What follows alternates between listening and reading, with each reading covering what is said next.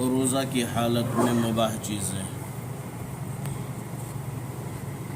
برادران اسلام آسان دین ہے، چنانچہ اللہ تعالیٰ نے بندوں کو حرج اور تنگی سے نکالنے کے لیے اور دین میں آسانی اور سہولت کی خاطر روزہ کی حالت میں اپنے بندوں کو کچھ چیزوں کی اجازت دی ہے کہ ان سے روزہ میں کوئی کمی واقع نہیں ہوتی۔ انہی چیزوں میں سے پہلی چیز مسواک۔ روزہ دار کے لیے جائز بلکہ افضل ہے کہ وہ روزہ کی حالت میں مسواک کرے۔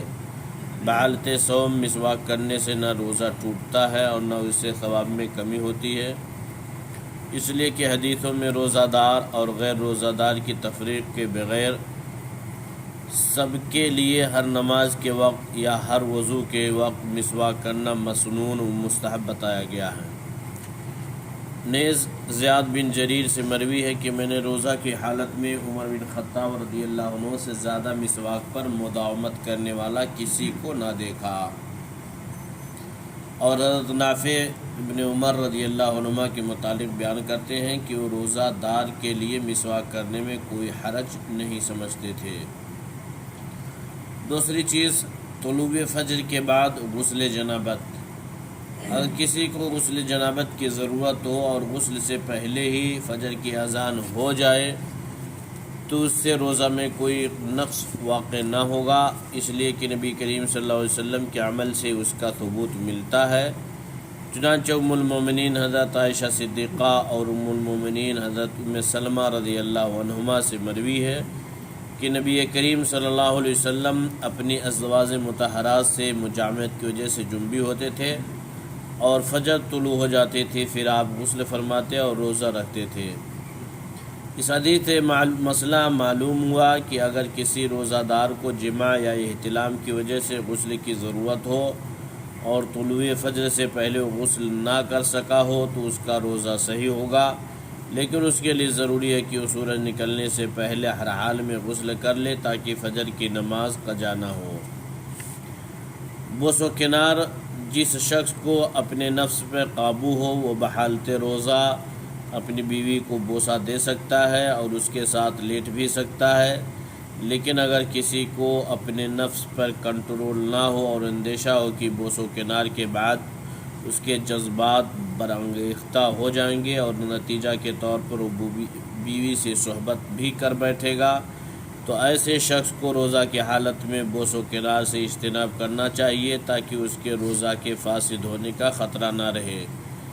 چنانچہ حضرت عائشہ صدیقہ رضی اللہ عنہا سے مروی ہے کہ اللہ کے رسول صلی اللہ علیہ وسلم روزہ رکھتے ہوئے ازواج مطہرات سے بوس و کنار فرماتے تھے، مگر آپ کو اپنی خواہشات پر تم میں سب سے زیادہ قابو تھا۔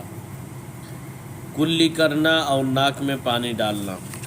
کلی کرنے اور ناک میں آہستہ آہستہ پانی چڑھانے سے بھی روزہ میں کوئی نقص پیدا نہ ہوگا، جیسا کہ لقیط بن صبرہ رضی اللہ عنہ سے مروی ہے کہ اللہ کے رسول صلی اللہ علیہ وسلم نے فرمایا کہ ناک میں پانی چڑھانے میں مبالغہ کرو، یعنی خوب کھینچ کر پانی چڑھاؤ، یہ کہ تم روزے سے ہو۔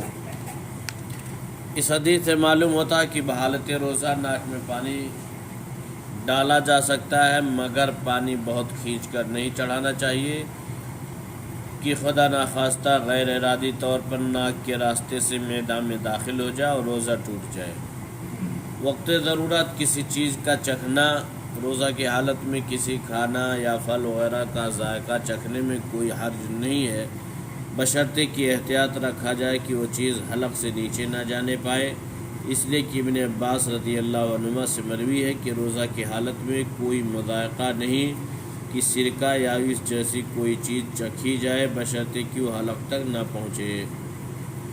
استحاضہ کا خون۔ حیض و نفاس کے خون کے علاوہ کسی بیماری کے سبب اگر کسی عورت کو خون آ جائے جسے استحاضہ کہا جاتا ہے تو اس کا روزہ فاسد نہ ہوگا۔ اس حالت میں عورت روزہ رکھے گی اور نماز بھی پڑھے گی، احادیث میں اس کی صراحت ہے۔ البتہ حیض یا نفاس کا خون آنے پر نہ نماز پڑھنی درست ہے اور نہ روزہ رکھنا صحیح ہے۔ روزہ بعد میں قضا کیا جائے گا مگر نماز کی قضا نہیں۔ سرما وغیرہ کا استعمال۔ آنکھ میں سرما لگانے، ناک کان اور آنکھ میں دوائیں ڈالنے، خوشبو سونگھنے اور جسم کے کسی بھی حصہ میں تیل استعمال کرنے سے بھی روزہ فاسد نہ ہوگا۔ سرما کے تعلق سے ابو داؤد میں حضرت انس رضی اللہ عنہ کے بارے میں منقول ہے کہ وہ بحالت روزہ سرما استعمال کرتے تھے۔ انجیکشن، کسی مرد کے علاج کے لیے انجیکشن لگوانے، خواہ چمڑے میں لگایا جائے یا رگ میں یا جسم میں خون داخل کرانے یا نکلوانے سے بھی روزہ نہ ٹوٹے گا، لیکن اگر انجیکشن کا طاقت کا ہو اور اس سے غذائی ضرورت پوری ہو رہی ہو تو اس کا استعمال روزہ کی حالت میں درست نہ ہوگا اور اس سے روزہ ٹوٹ جائے گا۔ بھول کر کھانا پینا، اگر کوئی شخص روزہ کی حالت میں بھول کر کچھ کھا پی لے تو اس کا روزہ صحیح ہوگا، اس لیے کہ حدیث نبوی ہے جس نے روزہ رکھتے ہوئے بھول کر کچھ کھا پی لیا تو اسے اپنا روزہ پورا کرنا چاہیے، اسے اللہ نے کھلایا پلایا ہے۔ سخت گرمی میں سر پر پانی ڈالنا، گرمی کی شدت کی وجہ سے اگر کوئی شخص روزہ کی حالت میں سر پہ پانی ڈالے، پانی میں ڈبکی لگائے یا سر پر تولیہ بھگو کر لپیٹ لے تو اس کے روزے پر کوئی اثر نہ پڑے گا، اس لیے کہ بسند صحیح مروی ہے کہ پیاس یا گرمی کی شدت کی وجہ سے اللہ کے رسول صلی اللہ علیہ وسلم روزہ کی حالت میں سر پر پانی ڈالتے تھے۔ تھوک اور گرد و غبار کا حلق میں جانا، اگر روزہ دار کے حلق میں گرد و غبار داخل ہو جائے یا وہ تھوک یا بلغم نگل جائے تو اس سے بھی روزہ درست ہوگا۔ حسن بصری رحمہ اللہ نے کہا ہے کہ اگر مکھی حلق میں داخل ہو جائے تو کوئی حرج نہیں ہے۔ اللہ تعالیٰ تمام مسلمانوں کو روزہ کے احکام و مسائل کتاب و سنت کی روشنی میں سمجھنے اور ان پر عمل کرنے کی توفیق بخشے، آمین۔ وصلی اللہ علی نبینا محمد وعلی آلہ وصحبہ وسلم۔